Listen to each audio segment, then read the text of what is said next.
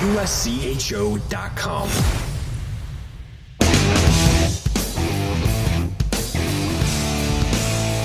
Welcome to USCHO Edge for Friday, December 2nd, 2022. Each week we handicap and prognosticate some top games for the weekend.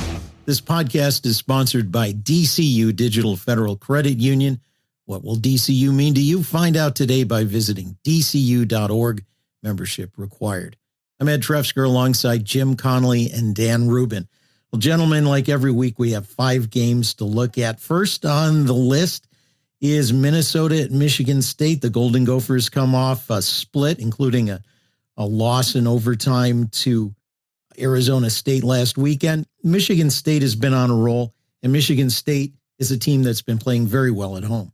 Yeah, I really like Michigan State in this one, Ed, and part of that is just because they know how to light the lamp. And at this point, when we're talking about scoring and we're talking about the beginning of the season and the way goals have come, Michigan State's done a really good job as of late in terms of scoring and getting some momentum. I think when you compare to what's happened with Minnesota's kind of been that team that we've been waiting on the Gophers to give us one of these weekends where they'd go out and really drive home what would make them the number one team in the country. And I know I've said that a couple of times over, where they've had a win or they've had a good weekend and they've been able to kind of cycle through, like we said, those number one teams. And I know we talked about it over the last couple of weeks, but in this case, when you're talking about a case of momentum on the road in Lansing, I like Michigan State in this one, and on an over/under of 6, that's a tough over for me to take in general. When you have 6, I think if it were 5.5,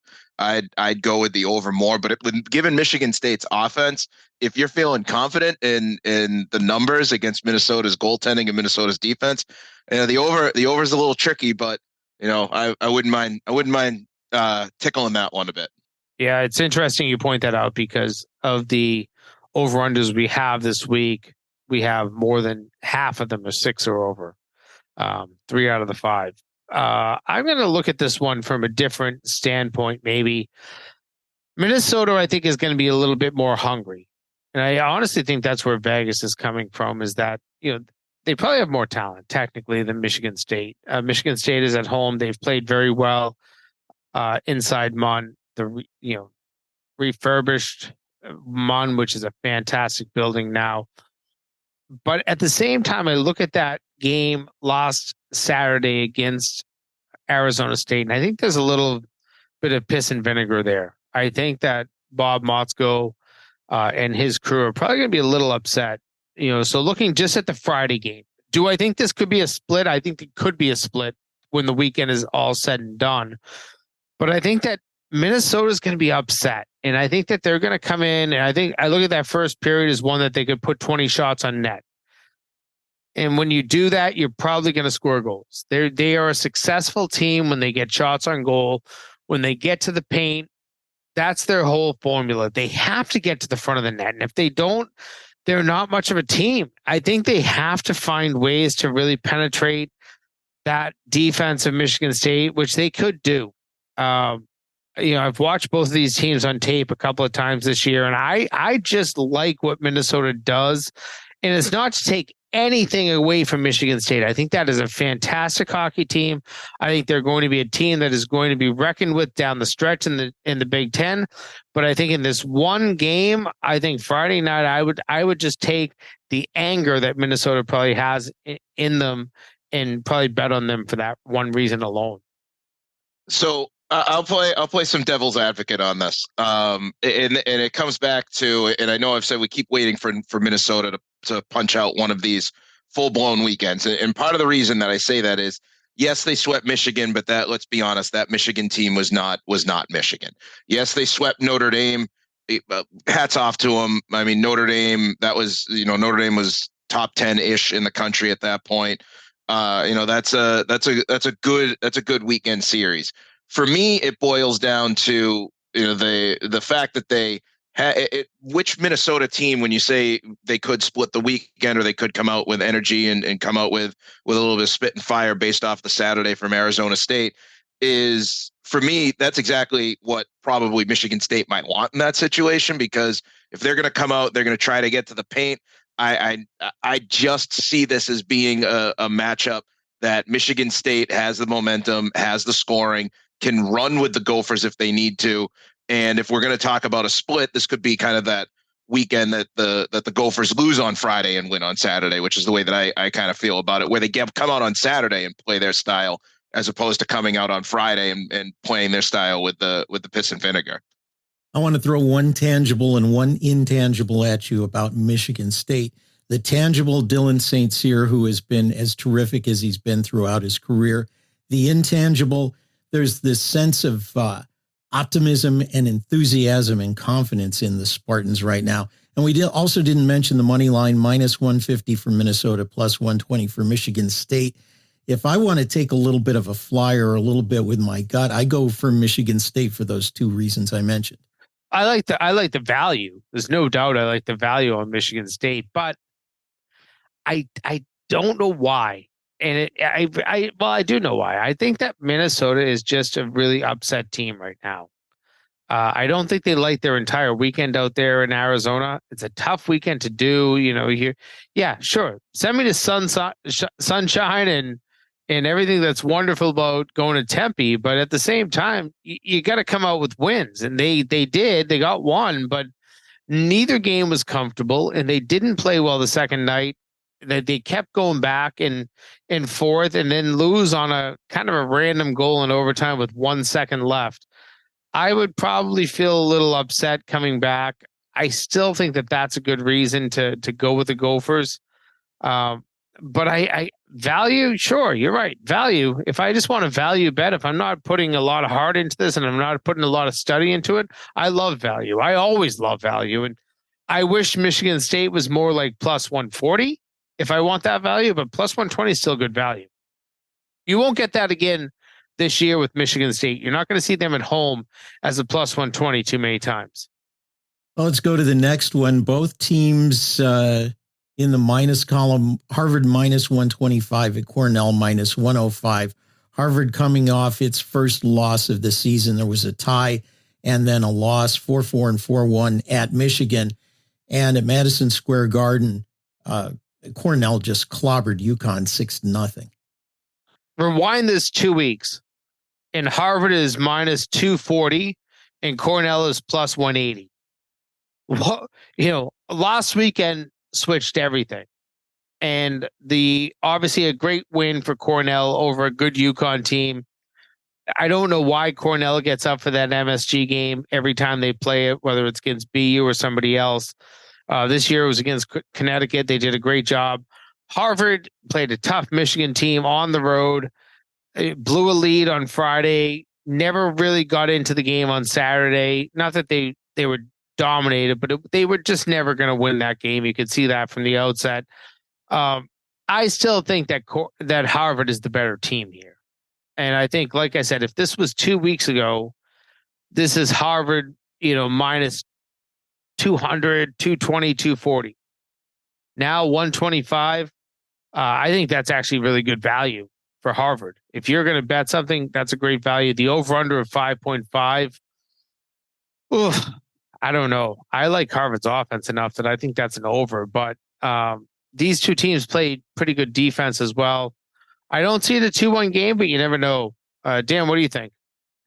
I love Harvard in this, and part of the reason why is I think that the Cornell wins over the last couple of weeks, what we're finding out is that the wins are coming against teams that even UConn, the Connecticut team that was gaining traction as a top 5, top 4, even top 1 team, best team in the country, has started to lose some of its momentum. Not a lot, just enough that you can look at it and say, okay, if UConn's playing the way that they were a few weeks ago, then they go out and maybe don't lose that game 6-0 either. So Connecticut is still very, very good. I know that they had a loss in there as well before that, but when I'm watching Cornell, the biggest thing for me is that this game's at home against Harvard. But Harvard in ECAC play has been unbeatable so far. Now that said, it's really hard to judge either one of these teams in terms of conference play, because frankly, the conference, unless you're playing Quinnipiac or you're playing Harvard or you're playing Cornell, conference hasn't been very good. So, and there's a lot of parity in terms of the top four and then everybody else.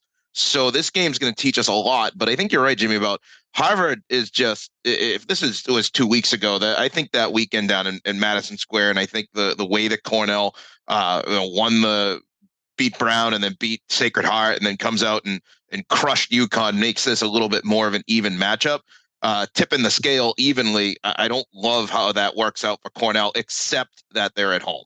That's and it's a huge rivalry. I mean, this is the big Ivy League rivalry in college hockey. So I'm still riding Harvard, because until Harvard loses a conference game, I'm not going to pick against them. And plus, with the value, it just made too much sense.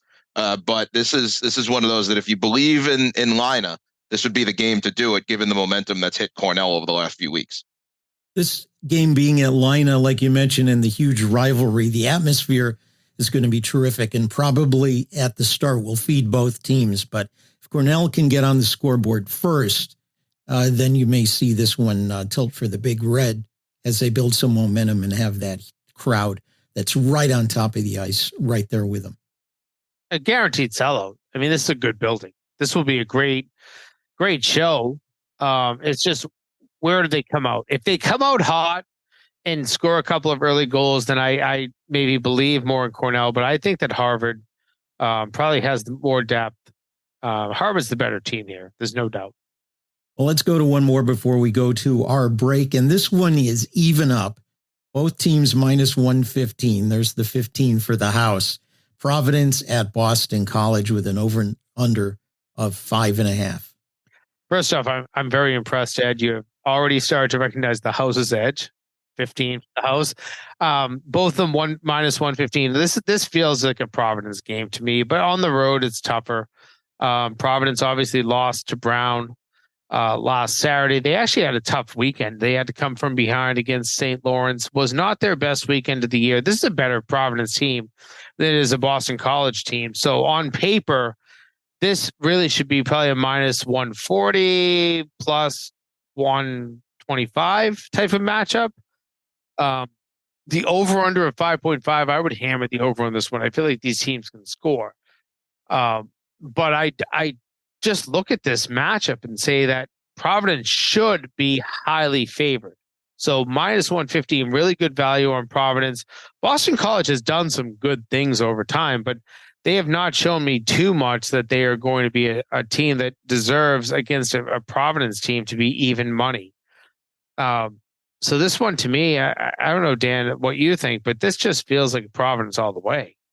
Yeah, this doesn't make much sense to me to do anything other than pick Providence. And a big reason for it is when you look over the whole season and you look at the schedule and you look at BC's schedule. I mean, they have some quality wins. I'm not going to take away the Lowell win. I'm not going to take away the Northeastern win or anything like that. But they just haven't found that gear that everybody wants out of them reputationally. Like when you hear the name Boston College, they haven't hit that second gear that people want them to. And that's different than Providence, which has been in a second gear and for whatever reason lost to Brown on Saturday. I mean, that was, and like you said, had a tough weekend, had to fight with St. Lawrence and then come out on Saturday and play Brown in the Mayor's Cup rivalry game, which was a huge game for Brown to go back across the river with the trophy. But I just don't really like anybody against Providence even after that, because, I mean, we were just talking about it with Minnesota when we talk about how Coach Motzko is going to have them coming out flying. I mean, he didn't have a great weekend. And what does that tell us about what Nate Lehman's going to do with his team? He's going to get that straightened out. And unfortunately, that for BC, I'd even go so far as to say that BC probably won't even take a point this weekend. So I'm going to ride with Providence all the way. And in terms of the over/under, I just hate over/unders of 5.5 in general, because you're hitting that 3-1 empty net, or 4-1, 3-2 in an empty net. I hate it. I just hate it. So buyer beware. Anytime you run into an over/under, buyer beware. We've talked before, Jim, over the past couple of years and on different podcasts about Providence somehow losing the games they should win. And is this a possibility here? Well, Nate Lehman's even talked to us about it. And, they are a team that every year seems to get really high in statistical categories. I can spit that out. Those are tough words, but somehow you can be really good in shots. You can be really good in shots on goal. You can be really good defensively. You can be great in the power play. You can be great in the penalty kill, but somehow find ways to lose games. I'm not saying that's the case with this year's Providence team. Last weekend probably made me feel good on Friday that they found a way to win a game that they should have on Friday. They did, but then found a way to lose a game that they should have won probably on Saturday. So I don't know where the confidence team, and we talked to a lot of coaches throughout the season, and confidence becomes such a big word. I don't know that that's there right now for Providence. It should be. They're a good team, and I think they know how deep they are with the forward position. I think, maybe you question things in net and worry about it. Is the puck going to stay out of the net consistently and as the way it should? Their forwards are great, though. They have one of the best forward core, top 12 forwards in the country. As long as they stay healthy, they are a good team. So I kind of always favor them because of the fact that at the forward position, they can put the puck in the net. But does that always translate, as you just mentioned, Ed? Does it translate? The stats sometimes don't back up your final results. That's so frustrating for a coach. Well, we're going to take a break, and then we'll come back and look at two more games, some pretty wide margins, some pretty big favorites. USCHO Edge is sponsored by DCU Digital Federal Credit Union. Visit dcu.org. Know how people say life happens? Well, for me, life was happening, and I needed a new truck. I didn't have time to shop around for a good loan, so I got one from the dealer, higher interest and all. Month after month, those payments were squeezing me. So I went to DCU. They refinanced my loan and helped lower my rate, which lowered my payments. These days, I have more money in my pocket for whatever life throws at me. What will DCU mean to you? Insured by NCUA. Membership required. Visit dcu.org. Welcome back to USCHO Edge. I'm Ed Trefzger alongside Jim Connelly and Dan Rubin. Michigan is minus 225 at a plus 205 Wisconsin. The over-under is 6.5. Wisconsin comes into it on a 4-game winning streak, but they swept Lindenwood and LIU, and the first series was LIU. One of those was in overtime. 3 of those games were only 1-goal games. So not a great resume there for Wisconsin, not to take anything away from LIU, who, of course, had an upset with Ohio State last week. And then Michigan, a nice turnaround after illness, a tie at 4-4, and then the 4-1 win over Harvard. I'm picking Wisconsin because it's plus 205 at home. And that's really the only thing I got. I do now. Do I think this is going to be a Wisconsin win? No. If you're betting on this game, and you're betting on Michigan, you're not winning anything on them. Like, you're just, you are winning, but it just doesn't feel like a good bet to bet on Michigan. It's such a heavy favorite. So I'm picking Wisconsin for the bet purposes. And when I know this all drops, you're going to see my name with the Wisconsin logo next to it. And I'm readily admitting that was not a typo. Now, here's the thing about Wisconsin. And again, it's strictly for the value on this. It's plus 205 at home.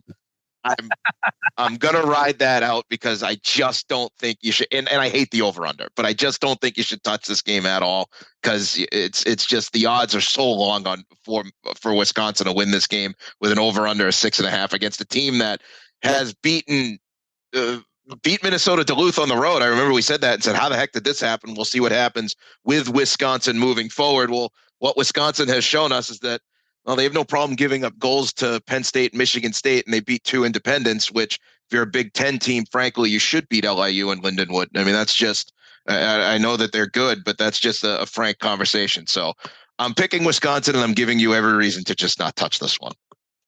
I can't disagree anymore. I don't know if it's more possible. I mean, Michigan right now seems to be playing well. They're back at good health. This Wisconsin team has some maybe fringe benefits to them, but there's no real reason to look at this Wisconsin team and think that they're supposed to beat Michigan. Does that change all the time? Absolutely. We've seen, I've definitely picked more teams that are heavy favorites that haven't won this year than probably any other year that I've ever looked at college hockey. Thank God it's not my own pocket that's putting these bets down. It's just a stupid podcast. All that said, Michigan shouldn't lose this game. Michigan shouldn't lose either game this weekend. They are a better team. They are more poised. They have better upfront finishers. They have better defense. They have better goaltending. I don't feel that there's a reason. And we're seeing it. Wisconsin has won 4 straight games. Ed mentioned that. And they're still a plus 205. So even Vegas looks at this and kind of laughs and says, we'll figure it out. Like, don't worry about this one. We got this one. Over under 6.5. I don't know. I think that you could see 10 goals easily in either one of these games, but you could also see 4.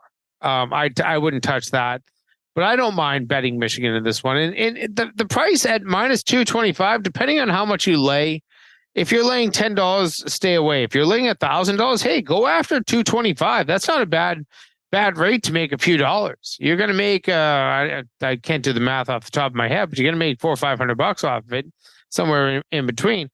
That's not the worst. I understand where you're coming from with Wisconsin plus 205. I just can't get there. I can't get behind Wisconsin right now until they show me that they can win games against really tough opponents consistently, not just one-offs, consistently. Yeah, I mean, I legitimately do take the other side of it, which is I don't think you have to bet a lot to win a constructive amount on Michigan, which is part of the reason why I wouldn't touch it for them. And then with the odds that, I mean, if you're going small, hey, why not ride the underdog? It's a prohibitive underdog. This is a prohibitive bet for me. If I actually had money laying down on stuff like this, I just wouldn't touch this one. The odds are too long. And it's tiny. It's a tiny underdog compared to the game we're about to talk. I know. I know. And well, you know what? I'm gonna step back because I read the money line wrong on this, and everything I just said on my pick is gonna come back to haunt me. So I'm gonna go shut up for a couple seconds here. Well, if you want one more indicator, and I know I'm going to offend a whole lot of people in Madison, Wisconsin. Great city. But another indicator of this Badgers team this year is that there are 11 freshmen committed to coming in next year. That's a lot, but it could be also the balance of what you need. I have not really looked up and down this roster in terms of what is going to graduate, what is expected to leave, but 11 does seem like a lot. I find it impossible, by the way, to offend anyone in Madison. Nicest people on the planet when I went out there. Great place. Yeah, they are great people. That's true. I've enjoyed my couple of trips there. Anyway, last one on the docket.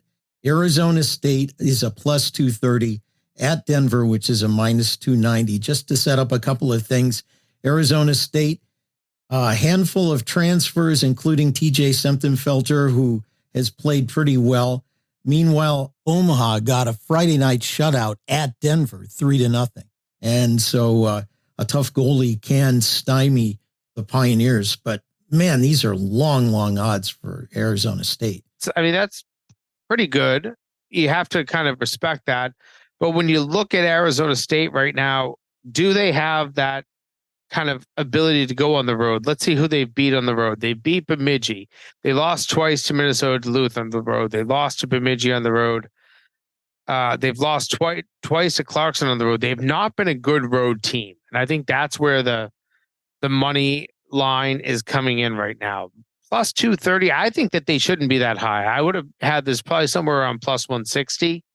So there's good value in Arizona State. They can win this game. They just beat a very good Minnesota team at home, but they do well at home. They don't do well on the road. Denver 6-2 at home. I mean, that's really good in my opinion. I don't know where to go with this one. This is probably the first time that I would look at a team that's a plus 230, a minus 290, and probably lay off of it, because these are the types of games I'm dying to attack, because you look at value, that should be great value Arizona State, but they've been awful on the road. One win on the road, and it was against Bemidji. I just don't know that that's the type of Arizona State team I want to bet. I mean, Dan, how do you look at this one? This is not one of those things where you say that Arizona State is a good value no matter where they play. If it's, I'm sorry, Arizona State's not a good value if they're on the road. Yeah, and like I said, I read the odds wrong on this. I read the money line wrong on this when I was looking it up before we got the money line. I was looking at this, so I picked Denver, which after all I just said about against Wisconsin, with the you look at that money line and you're like, well, you know what, that's just a pick to make because it's just you're not going to win anything in my mind. You have to bet too much to win something on Denver, so. Just ride Arizona State if you feel any good about it. But there are two competing factors for me about Arizona State going on the road. One is this is the shortest road trip they've had. I mean, some of these other road trips, when we talk about them going to Clarkson later in the year, they're going to go to UNH.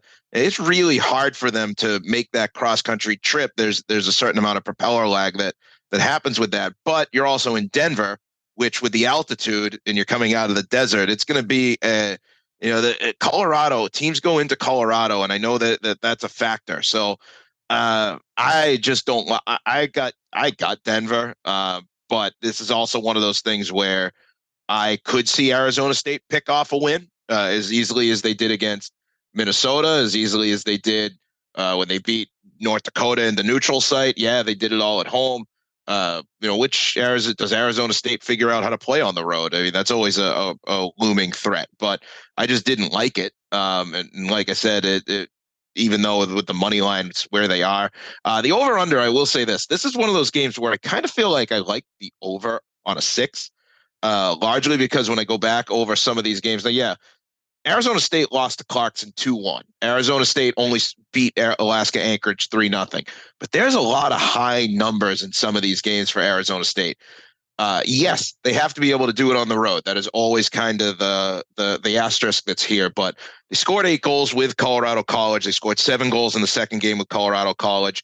With Denver, I could see this hit 7-8 goals in a game. 6. If I were swapping over-unders on ones that we talked, I'd have put the 6.5 on this one and put the 6 on the Michigan-Wisconsin game.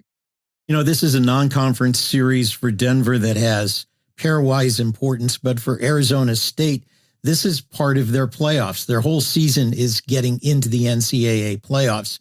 They need at least a split this weekend. I wonder if there's going to be a slight bit more, bit of motivation for the Sun Devils than for the Pioneers in this one. That's possible. I think that is something you have to factor in. But I also know David Carl well enough that he will have his team more focused and maybe even focused on that. The fact that, okay, we're not in the NCAA right now, but these are games that this team wants to come in and kick our butt. And if they don't, they realize that their NCAA tournament life is on the line. So I think that'll be talked about. I'd argue to the point that Arizona State has to play damn near perfect the rest of the season, given the teams that they have in the second half of the year. They have to win these games against Denver and teams like Minnesota State because they can't lose the rest of the way. I mean, they can't lose any of those other games. You can't go out and lose 1 or 2 games to Fairbanks or a game to Alaska Anchorage or a game to St. Thomas or even a game to an RIT and expect to make the tournament when you've already hemorrhaged 7 losses along the way and struggled to win games. So I think Arizona State has a sense of urgency now. It's going to make for a fun hockey weekend. I just don't think that they're going to be that team that made the tournament from a few years ago. That'll do it for this week. USCHO Edge is sponsored by DCU Digital Federal Credit Union.